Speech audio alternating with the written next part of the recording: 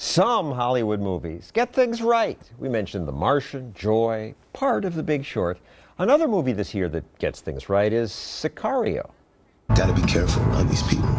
CIA is not supposed to work this side of the fence. Providing a measure of order that we could control. Nothing will make sense to your American ears. But in the end, you will understand. In the end, what the viewer comes away with is that America's drug war corrupts so much. It's hard to know who the good guys are because black markets corrupt the authorities. Cops, CIA agents, all kinds of people get corrupted. For a first-hand look at that, let's turn to Neil Franklin. He was a narc and a police officer for 23 years. Now he's with a group called Law Enforcement Against Prohibition. Sicario accurately portrays the confusion at all levels. Even confusion among the agencies that are fighting this so-called war on drugs. The CIA, DEA, FBI, local law enforcement like the police in Phoenix, they're all confused about it. And as you mentioned, the corruption that takes place. Well, what's confusing to them? Well, first of all, we don't like to share information among agencies. And then you have law enforcement like us in LEAP, who realize that the policies of prohibition are extremely problematic. They're counterproductive to public safety, make our communities and neighborhoods more dangerous than what they need to be by driving this underground and giving total control over to the cartels and neighborhood gangs and crews. You say just legalize the stuff, that would make it better? Absolutely, and they're, this is after arresting people and prosecuting them. Yeah. I worked undercover. I commanded drug task forces in the state of Maryland. I commanded training for the Maryland State Police in Baltimore City.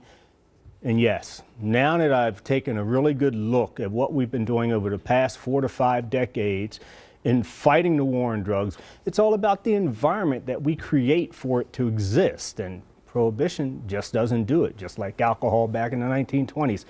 Complete disaster for our communities and neighborhoods. In Sicario, Emily Blunt, who plays this cop who thinks she's just going to fight the bad guys a little farther from home, discovers she doesn't know who the bad guys are exactly. Yes. That was your experience?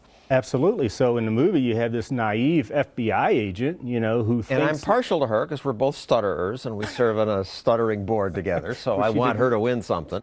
In the movie, you have her who believes that we're fighting this valiant, noble effort that we have going on here to rid our communities of these drugs, and then her eyes are open when she gets behind the scenes and learns what really is happening. And we have these occasional, what appear to be victories, like the recent capture of El Chapo, right? This major drug lord in Mexico, but it doesn't mean a thing. Nothing changes. There'll be another guy because there's so much money to be made. And when you chop off the head or you take someone down, you're just creating job openings for people to fight using violence, using guns, tools of the trade, to fight for that vacancy. Another movie that Neil says shows the harm the drug war does, though I don't know that it was the intention of the movie maker, is Straight Outta Compton. You get back in the house or I will ruin your night. I gotta talk to my moms like that. Now, this is an example of police brutality. What's it have to do with the drug war? They go into these poor black and brown communities and they're in search of these drug dealers. And this is what happens. The police become the enemy. They become the enemy. They are just merely occupying territory. You don't know who to trust. You don't know who the drug dealers are. You don't know who's carrying a gun. And before you know it, you just treat everybody the same. That's the safe way to do it.